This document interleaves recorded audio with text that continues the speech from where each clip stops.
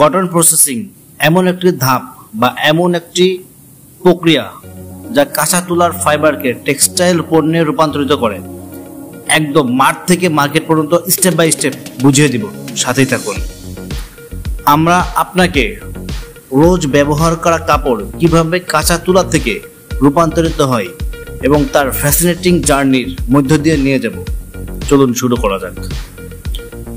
তার আগে বলে নিতে চাচ্ছি, আপনি যদি টেক্সটাইল স্টুডেন্ট অথবা জব হোল্ডার হয়ে থাকেন তাহলে আপনার প্রোফাইলে এবং বন্ধু এবং কলিগদের সাথে ভিডিওটি শেয়ার করে নেবেন এবং টেক্সটাইলের এমন আরও ভিডিও পেতে আমাদের চ্যানেলটি সাবস্ক্রাইব করে বেল বাটন অন করে রাখবেন, যাতে পরবর্তী ভিডিওর নোটিফিকেশন আপনার মোবাইলে চলে যায়। ওয়েলকাম ব্যাক, আসসালামু আলাইকুম। আশা করি সবাই ভালো আছেন। একরের পর একক তুলা চাষ করা হয়। যাত্রা শুরু হয় তুলার ক্ষেত থেকে। ফুল থেকে তুলাতে পরিপক্ক হতে 7 থেকে 8 মাস সময় লাগে। যেখানে তুলা তোলা হয়, তুলা বাছাইকারীর নামে অত্যাধুনিক মেশিন দক্ষতার সাথে গাছ থেকে তুলা তুলে এবং তা বোল হিসেবে সংগ্রহ করে।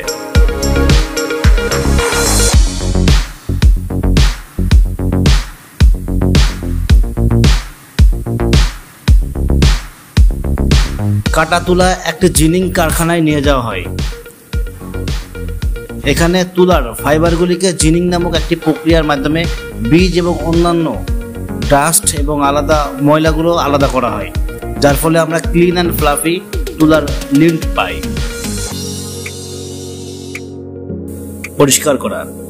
জিন করা তুলাটি অবশিষ্ট অমেধ্য এবং ডাস্ট এবং ময়লা অপসারণের জন্য পরিষ্কার করা হয়। এই ধাপটি নিশ্চিত করে যে তুলাটি বিশুদ্ধ এবং পরবর্তী পর্যায়ের জন্য প্রস্তুত করা হয়। কার্ডিং। কাটিং পর্যায়ে পরিষ্কার করা তুলার ফাইবারগুলিকে বিচ্ছিন্ন করা হয়, সারিবদ্ধ করা হয় এবং একটি পাতলা জালে তৈরি করা হয়। এই জালটি তারপর একটি ক্রমাগত স্ট্যান্ডে ঘনীভূত হয়, যাকে স্লাইডার বলা হয়।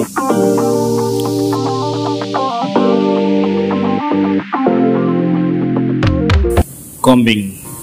উচ্চমানের তুলা তৈরির জন্য একটি অতিরিক্ত কম্বিং প্রক্রিয়া কম্বিং প্রসেস তৈরি করা হয়। কম্বিং ছোট ফাইবারগুলিকে সরিয়ে দেয় এবং অবশিষ্ট ফাইবারগুলিকে আরও সঠিকভাবে সারিবদ্ধ করে, যার ফলে একটি মসৃণ এবং সূক্ষ্ম স্লাইডার হয়। Frame tracing. অতঃপর স্লাইডারগুলিকে একই ভিন্নতা নিশ্চিত করা। রোভিং। রোভিং স্টেজে টানা স্লাইডারগুলিকে আরও প্রসারিত এবং বাঁকানো হয়, যাতে একটি সামান্য বাঁকানো স্ট্যান্ড তৈরি করা হয়, যাকে রোভিং বলা হয়। এই ধাপটি তুলাকে চলনের জন্য প্রস্তুত করা হয়।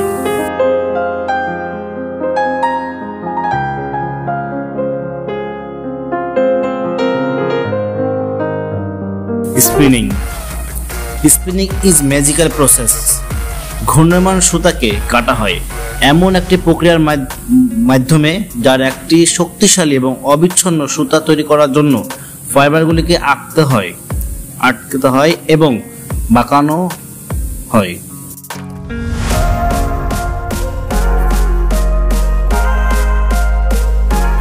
Weaving or knitting. প্রসেসকৃত সুতাটি এখন সম্পূর্ণভাবে ফেব্রিক তৈরির জন্য প্রস্তুত। তো উইভিং মেশিনে ফেব্রিক করার জন্য সুতাগুলিকে ইন্টারলেস করা হয় এবং নিটিং মেশিনে সুতা থেকে ফেব্রিক করার জন্য সুতাগুলিকে ইন্টারলুপ করা হয়।